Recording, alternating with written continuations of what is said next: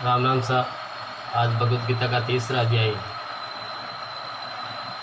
हरिओम श्री परमात्मा नमः। तीसरा अध्याय। इस पर अर्जुन ने प्रश्न किया कि हे जनार्दन, यदि कर्मों की अपेक्षा ज्ञान आपके श्रेष्ठ मान्य है तो फिर हे केशव, मुझे भयंकर कर्म में क्यों लगाते हैं तथा आप मिले हुए से वचन से मेरी बुद्धि को मोहित सी करते हैं।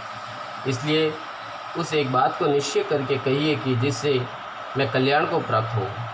इस प्रकार अर्जुन के पूछने पर भगवान श्री कृष्ण महाराज बोले कि हे निष्पाप अर्जुन, इस श्लोक में दो प्रकार की निष्ठा मेरे द्वारा पहले ही कही गई है, ज्ञान योग से और योगियों के निष्काम कर्म योग से। परंतु किसी भी मार्ग के अनुसार कर्मों को स्वरूप से त्यागने की आवश्यकता नहीं है, क्योंकि मनुष्य ना तो कर्मों के न करने से निष्कर्मता को प्राप्त होता है और न कर्म को त्यागने मात्र से भगवत साक्षात्कार रूप सिद्धि को प्राप्त होता है, तथा सर्वथा कर्मों का स्वरूप से त्याग हो भी नहीं सकता, क्योंकि कोई भी पुरुष किसी काल में क्षण मात्र भी बिना कर्म किए नहीं रहता है। निसंदेह सभी पुरुष प्रकृति से उत्पन्न हुए गुणों द्वारा परवश हुए कर्म करते हैं। इसलिए जो मूढ़ बुद्धि पुरुष कर्मेंद्रिय को हठ से रोककर इंद्रियों के भोगों को मन से चिंतन करता रहता है, वह मिथ्याचारी अर्थात दंभी कहा जाता है। और हे अर्जुन, जो पुरुष मन से इंद्रियों को वश में करके अनासक्त हुआ कर्मेंद्रियों से कर्म योग का आचरण करता है, वो श्रेष्ठ है। इसलिए तू शास्त्र विधि से नियत किए हुए सब धर्म रूप कर्म को कर, क्योंकि कर्म न करने की अपेक्षा कर्म करना श्रेष्ठ है, तथा कर्म न करने से तेरा शरीर निर्वाह भी नहीं सिद्ध होगा। हे अर्जुन, बंधन के भय से भी कर्मों का त्याग करना योग्य नहीं है, क्योंकि यज्ञ अर्थात विष्णु के निमित्त किए हुए कर्म के सिवा अन्य कर्म में लगा हुआ ही या मनुष्य कर्मों द्वारा बंधता है। इसलिए हे अर्जुन, आसक्ति से रहित हुआ उस परमेश्वर के निमित्त कर्म का भली प्रकार आचरण कर। कर्म न करने से तो पाप को भी प्राप्त होगा, क्योंकि प्रजापति ब्रह्मा ने कल्प के आदि में यज्ञ सहित प्रजा को रचकर कहा कि इस यज्ञ द्वारा तुम लोग वृद्धि को प्राप्त हो, और यह यज्ञ तुम लोगों को इच्छित कामनाओं के देने वाला होगा, तथा तुम लोग इस यज्ञ द्वारा देवताओं की उन्नति करो और वे देवता लोग तुम लोगों की उन्नति करें। इस प्रकार आपस में कर्तव्य समझकर उन्नति करते हुए परम कल्याण को प्राप्त होंगे, तथा यज्ञ द्वारा बढ़ाए हुए देवता लोग तुम्हारे लिए बिना मांगे ही प्रिय भोगों को देंगे। उनके द्वारा दिए हुए भोगों को जो पुरुष इनके लिए बिना दिए ही भोगता है, वह निश्चय चोर है।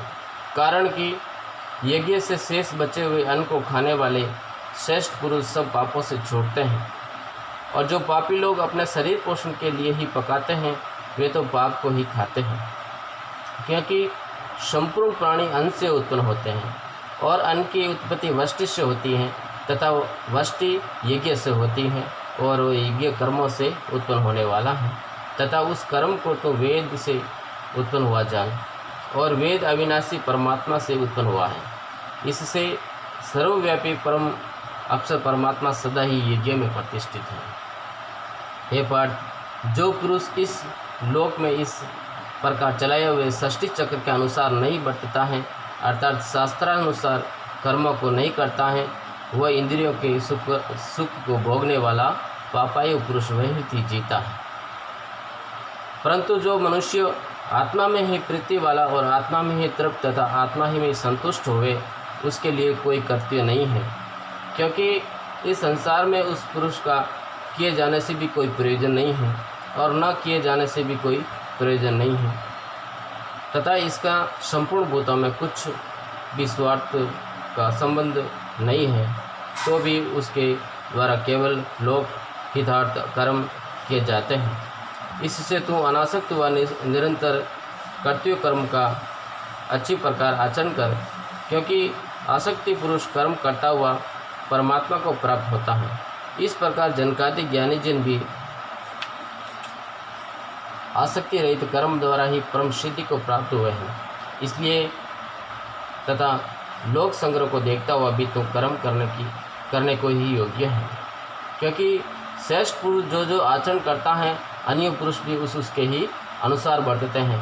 वह पुरुष जो कुछ परिणाम कर देता है लोग भी उसी के अनुसार बरतते हैं। इसलिए हे अर्जुन, यद्यपि मुझे तीनों लोकों में कुछ भी करते नहीं है तथा किंचित भी प्राप्त होने योग्य वस्तु अप्राप्त नहीं है, तो भी मैं कर्म में ही बरतता हूँ, क्योंकि यदि मैं सावधान हुआ कदाचित कर्म में न बरतूँ तो हे अर्जुन, इस प्रकार से मनुष्य मेरे बर्ताव के अनुसार बरतते हैं अर्थात बरतने लग जाए, तथा यदि मैं कर्म न करूं तो ये सब लोग भ्रष्ट हो जाए और मैं वर्ण संकर का करने वाला हूं तथा इस सारी प्रजा का हनन करूं अर्थात मारने वाला बनूं। इसलिए हे भाट, कर्म में आसक्त हुए अज्ञानी जन जैसे कर्म करते हैं वैसे ही अनासक्त हुआ विद्वान भी लोक शिक्षा को चाहता हुआ कर्म करे। ज्ञानी पुरुष को चाहिए कि कर्मों में आसक्ति वाले अज्ञानियों की बुद्धि में भ्रम अर्थात कर्म में अश्रद्धा उत्पन्न न करे, किंतु स्वयं परमात्मा के स्वरूप में स्थित हुआ और सब कर्मों को अच्छी प्रकार करता हुआ उनसे भी वैसे ही करावे। हे अर्जुन, वास्तव में संपूर्ण कर्म प्रकृति के गुणों द्वारा किए हुए हैं, तो भी अहंकार से मोहित हुए अंतकरण वाला पुरुष में करता हूँ ऐसे मान लेता है। परंतु हे मावो, गुण विभाग और कर्म विभाग के तत्व को जानने वाला ज्ञानी पुरुष संपूर्ण गुणों में बरतते हैं ऐसे मानकर नहीं आसक्त होता है, और प्रकृति के गुणों से मोहित हुए पुरुष गुण और कर्म में आसक्त होते हैं। उन अच्छी प्रकार ना समझने वाले मूर्खों को अच्छी प्रकार जानने वाला ज्ञानी पुरुष चलायमान नहीं करे।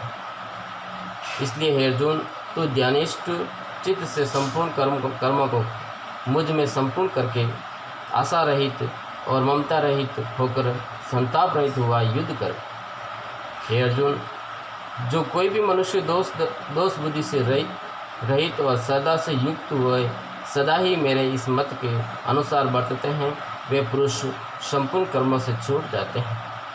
और जो दोष दृष्टि वाले मूर्ख लोग इस मेरे मत के अनुसार नहीं बरतते हैं, उन संपूर्ण ज्ञानों में मोहित चित्त वालों को तू कल्याण से भ्रष्ट हुए ही जान, क्योंकि सभी प्राणी प्रकृति को प्राप्त होते हैं अर्थात अपने स्वभाव से परवश हुए कर्म करते हैं। ज्ञानवान भी अपनी प्रकृति के अनुसार चेष्टा करता है, फिर इसमें किसी का हट क्या करेगा।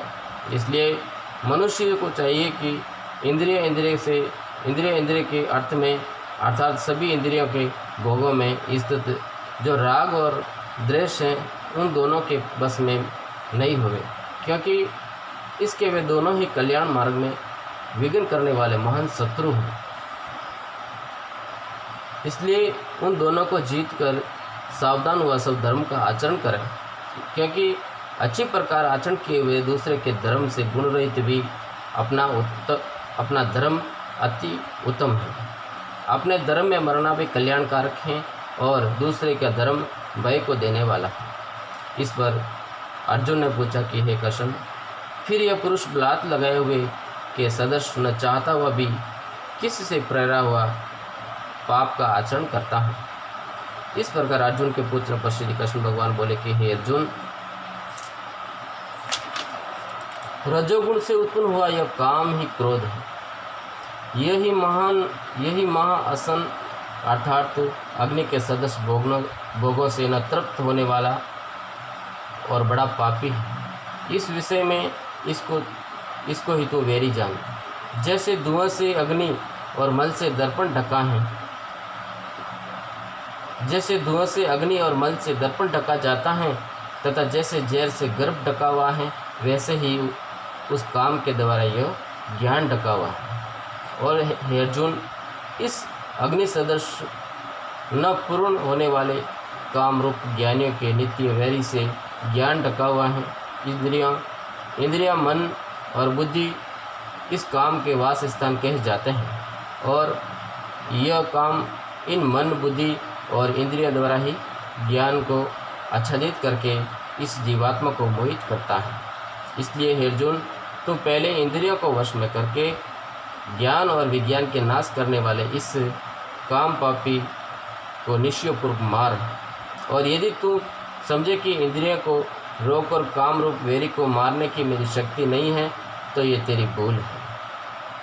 क्योंकि इस शरीर से तो इंद्रियों को पर कहते हैं, और इंद्रिया से पर मन है, और मन से भी पर बुद्धि है, और जो बुद्धि से भी अत्यंत पर है वो आत्मा है। इस प्रकार बुद्धि से पर अर्थात सूक्ष्म तथा सब प्रकार बलवान और श्रेष्ठ अपने आत्मा को जानकर और बुद्धि के द्वारा मन को वश में करके हे माँ वो अपनी शक्ति को समझकर इस दुर्जय काम रूप शत्रु को मार। हरि ओम श्री भगवती वासुदेवाय नमः।